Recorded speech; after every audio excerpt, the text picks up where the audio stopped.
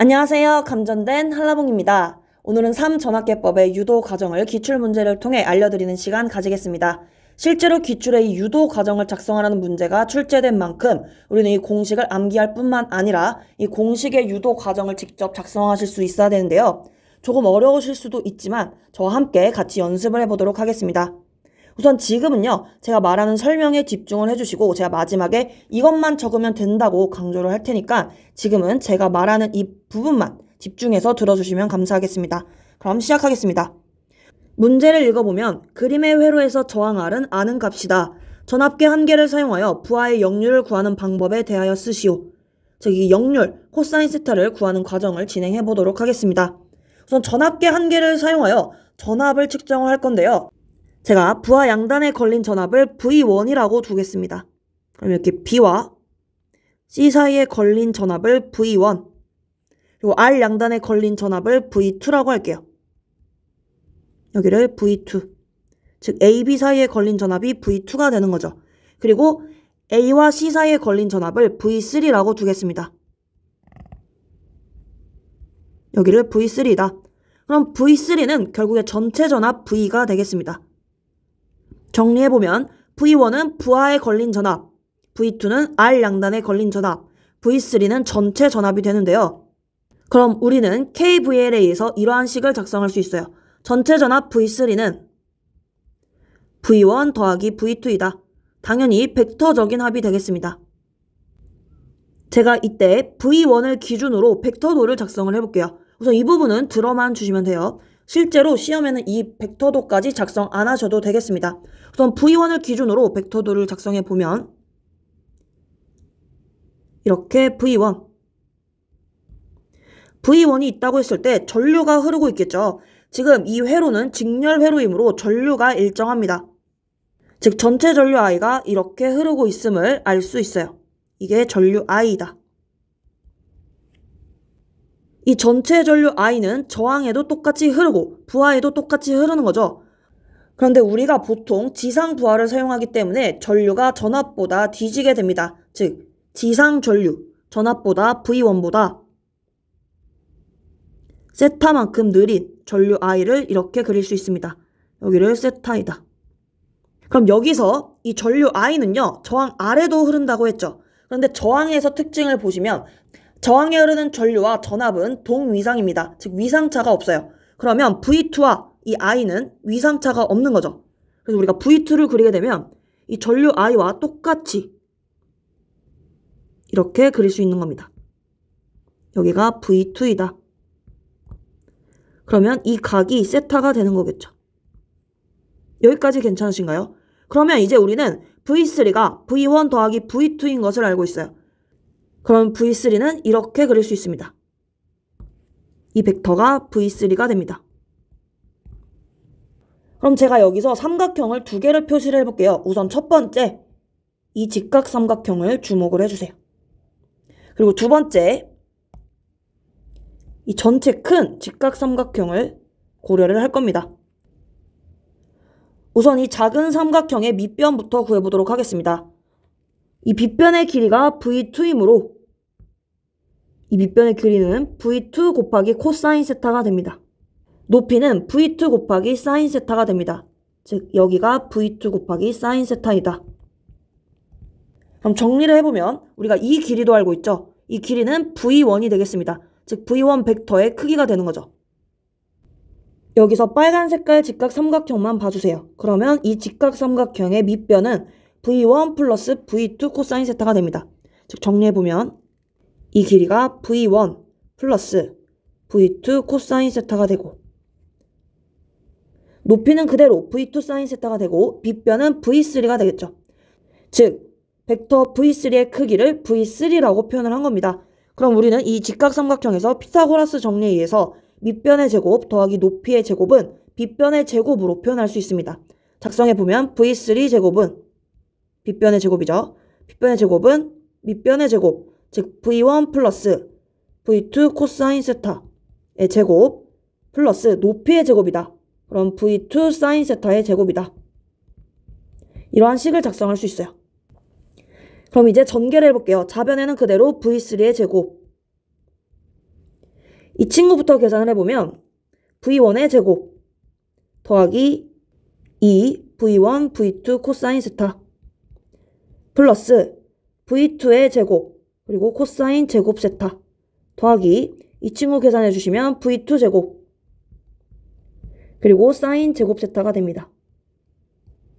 그러면 V3의 제곱은 V1 제곱 더하기 2V1 V2 코사인 세타 뒤에 두 친구를 V2 제곱으로 묶겠습니다. 그럼 V2 제곱 코사인 제곱 세타 더하기 사인 제곱 세타가 돼요. 이때 코사인 제곱 세타 플러스 사인 제곱 세타는 항상 1이 되겠습니다. 정리해 주시면 V3 제곱은 V1 제곱 더하기 2V1 V2 코사인 세타 더하기 V2 제곱이다. 근데 문제에서 V의 역률, 즉 코사인 세타를 묻고 있기 때문에 코사인 세타에 대해서 정리를 해줄 건데요. 그러면 V1 제곱, V2 제곱을 좌변으로 넘길 수 있겠죠. 그러면 V3 제곱 그대로 있고 마이너스 V1 제곱, 마이너스 V2 제곱은요. 2V1 V2 코사인 세타가 됩니다. 따라서 양변을 2V1 V2로 나눠줄게요. 그러면 2V1 V2 분의 V3 제곱 마이너스 V1 제곱 마이너스 V2 제곱이 되겠습니다. 이게 코사인 세타이다. 이렇게 문제에서 요구하는 부하의 역률, 즉 코사인 세타를 유도를 맞췄습니다.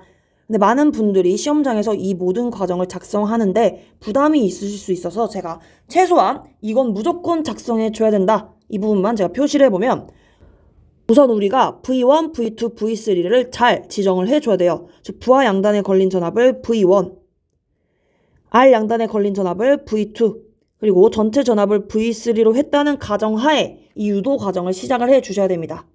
이렇게 V1, V2, V3에 대해서 명시를 해주시고요. 그 다음에 이 해당식 이것과 이 결론식만 작성해 주셔도 괜찮습니다.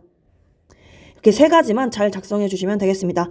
그런데 제가 이렇게 V1, V2, V3를 지정하는 것에 있어서 강조를 해드린 이유가 이걸 암기하라는 게 아닙니다. 즉 부하 양단에 걸린 전압이 무조건 V1이어야 되는 게 아니에요, 여러분. 그런데 이렇게 우리가 각각 지정을 했을 때 이 나오는 공식의 결과는 같이 짝이 지어져야 됩니다. 제가 여기서 V1, V2, V3를 지정을 하고 유도를 해야 된다는 말씀을 드린 이유가 이 V1, V2, V3가 달라지면 당연히 공식에 있는 V1, V2, V3 값도 달라지게 됩니다. 즉 이렇게 V1, V2, V3를 지정을 했다면 반드시 이러한 공식의 결과로 나와야 됩니다.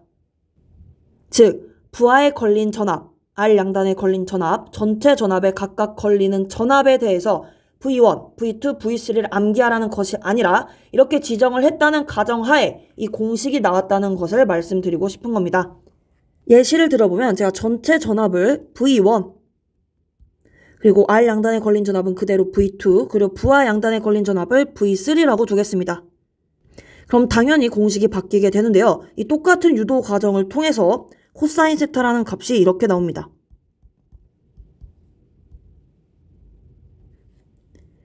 이 V2, V3분의 V1 제곱 마이너스 V2 제곱 마이너스 V3 제곱으로 나오게 되는데요. 그럼 우리가 이제 이걸 어떻게 구별을 해야 되냐? 간단합니다.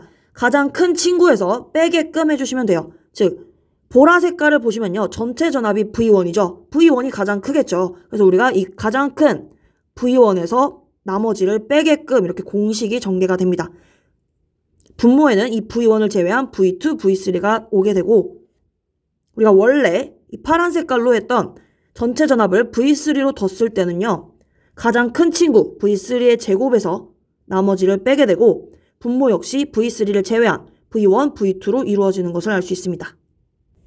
정리해보면 교재마다 또는 풀이마다 이 공식이 다르다고 해서 틀린 것이 아니라 우리가 주목해야 될 점은 이 전체 전압 V를 측정하는 것이 무엇인지 이걸 잘 구별해 주시면 되겠습니다.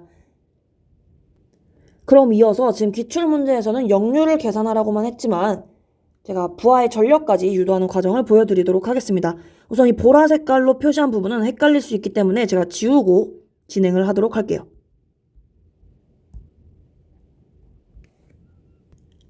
부하 전력 P 보겠습니다. P는 전압, 우선 부하에 걸린 전압이 되겠죠. 그럼 V1 곱하기 전류, 부하에 흐르는 전류가 되는데 이때 전류 I가 되겠습니다.